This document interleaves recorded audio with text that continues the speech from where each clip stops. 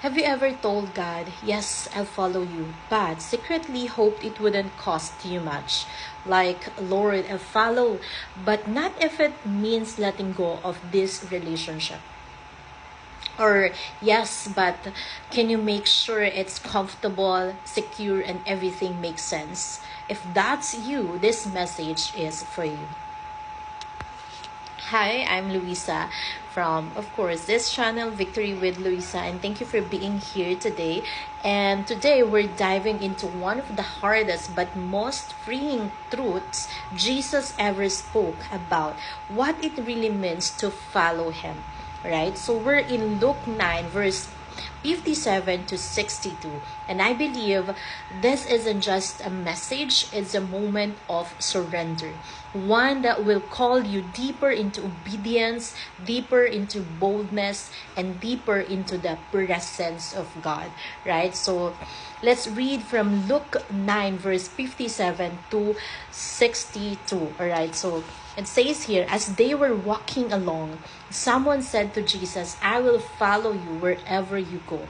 But Jesus replied, foxes have dens to live in, and birds have nests, but the Son of Man has no place even to lay his head. 59. He said to another person, come follow me. The man agreed, but he said, Lord, first let me return home and bury my father. Verse 60. But Jesus told him, let the spiritually dead bury their own dead. Your duty is to go and preach about the kingdom of God. And 61. Another said, yes, Lord, I will follow you, but first let me say goodbye to my family.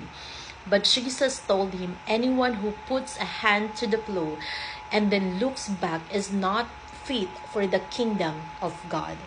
Hard words, but also freeing words. Jesus isn't being harsh, he's being honest. He's saying, you want me, but do you want your comfort more?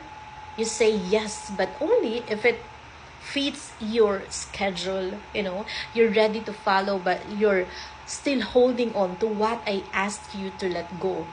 Right? So, you know what? So many of us, especially as women, love Jesus, right? But we've placed conditions on our obedience.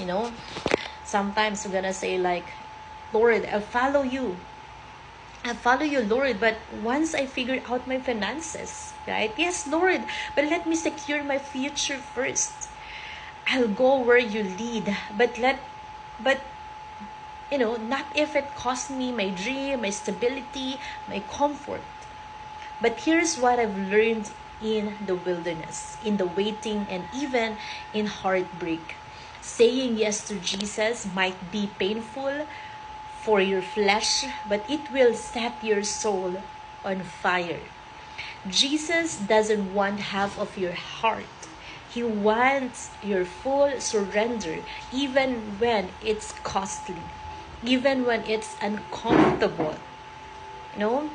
So if God is calling you to do something hard, don't delay. If He's asking you to release something, trust Him.